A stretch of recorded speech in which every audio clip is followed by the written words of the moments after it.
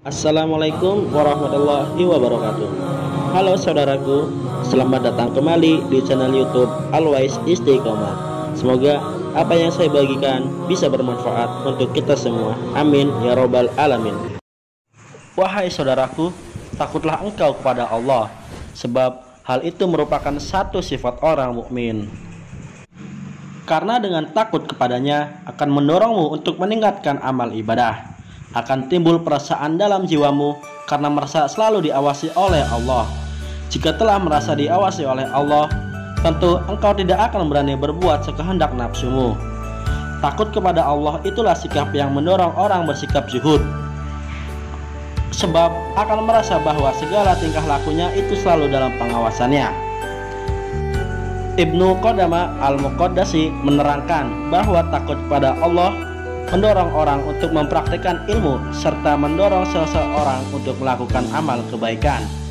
Karena dengan ilmu dan amal, maka orang bisa mendekatkan dirinya kepada Allah Subhanahu wa taala. Yang dinamakan takwa kepada Allah bukanlah takut terhadap siksaannya, namun selalu merasa diawasi segala perbuatannya, yang baik maupun yang buruk, sehingga seseorang menahan diri untuk berbuat durhaka, dosa, dan maksiat kepada Allah Subhanahu wa taala. Sebagaimana dalam firman Allah Subhanahu wa taala, "Dan takutlah kepadaku jika kamu benar-benar orang yang beriman." Quran surat Al-Imran ayat 175. Mereka takut kepada Allah yang berkuasa atas mereka. Quran surat An-Nahl ayat 50. Syekh Abu Zakaria Al-Ansari menerangkan bahwa takut kepada Allah adalah sumber takwa, sedang takwa adalah ibadah. Ilmu yang bermanfaat yang dapat membuat seseorang takut kepada Allah adalah ilmu yang menjelaskan tentang asma dan sifat-sifat Allah. Inilah yang wajib kita imani, karena ilmu itu mendorong seseorang untuk mengenal Allah dan sifat-sifatnya. Orang yang takut kepada Allah adalah yang telah bermakrifat kepadanya dan mengenal dirinya sendiri.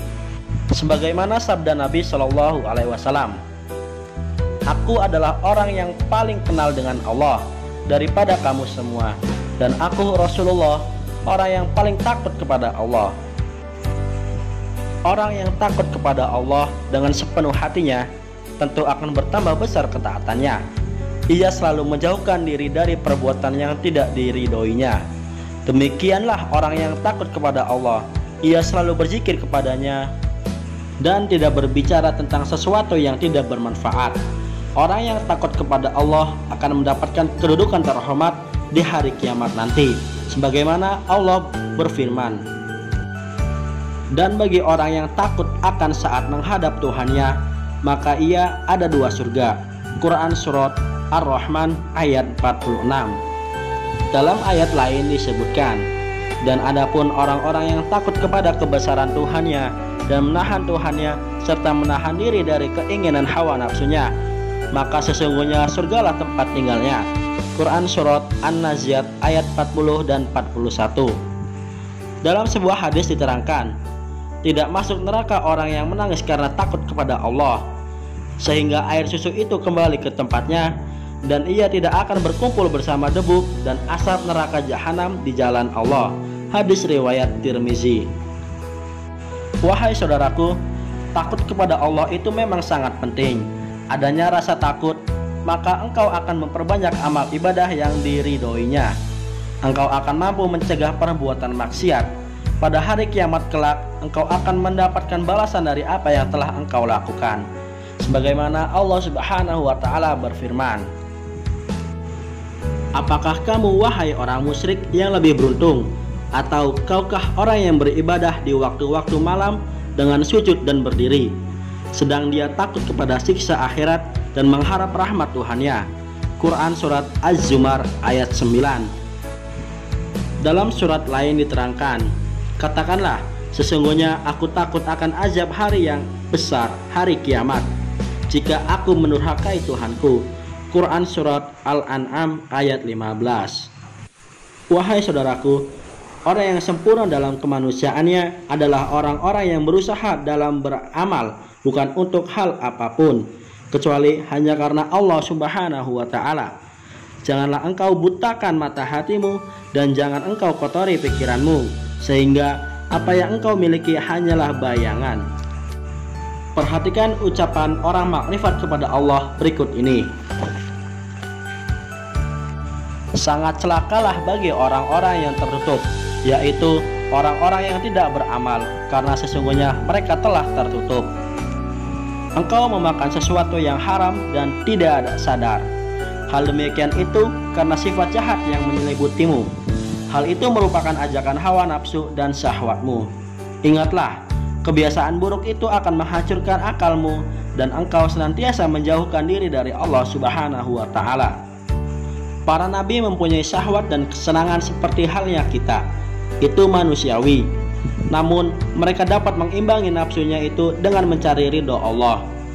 Bukankah Nabi Adam pernah lupa karena dipengaruhi oleh nafsunya sendiri, ia kemudian meninggalkan surga? Sebagaimana Allah berfirman, maka ia lupa dan tidak kami beri padanya kemauan yang kuat. Quran Surat Toha ayat 115. Adam menyesal dan bertobat kepada Allah, maka perbuatannya yang terakhir itu terpuji. Para nabi adalah manusia-manusia yang sabar. Oleh karena itu, bersabarlah engkau dan jadikanlah mereka sebagai teladan dalam tingkah lakumu. Wahai saudaraku, orang yang berakal, orang yang terpuji, dan orang yang benar-benar luhur budinya tidak akan pernah makan dan minum sendirian. Tapi mereka selalu mengutamakan orang lain. Mereka selalu mengutamakan perintah Allah daripada keinginannya sendiri. Selain itu, mereka selalu mengajak manusia untuk taat kepada Allah Subhanahu wa Ta'ala dan memberitahukan apa yang terjadi di akhirat nanti. Wahai saudaraku, kemuliaan ini berlaku untuk semua orang dan semua saja yang mampu menguasai dan memenangkan hawa nafsu setan dan hawa nafsu syahwat. Ya Allah, muliakanlah kami dan anugerahkanlah kami sejalan menurut kehendak-Mu dalam segala hal. Rabbana atina fid dunya hasanah wa fil akhirati hasanah wa qina adzabannar. Wallahu a'lam bi muradi.